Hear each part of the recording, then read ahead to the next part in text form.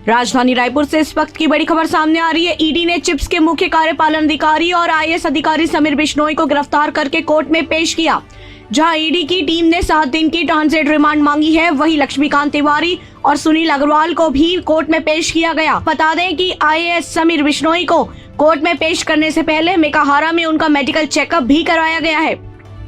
उनके अलावा कारोबारी सुनील अग्रवाल, लक्ष्मीकांत तिवारी की गिरफ्तारी हुई है। बताया जा रहा है कि नवनीत तिवारी को भी हिरासत में लिया गया है।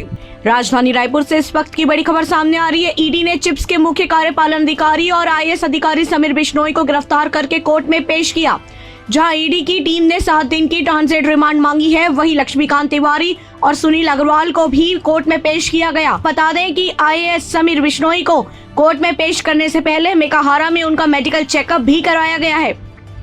उनके अलावा कारोबारी सुनील अग्रवाल, लक्ष्मीकांत तिवारी की गिरफ्तारी हुई है। बताया जा रहा है कि नवनीत तिवारी को भी हिरासत में लिया गया है।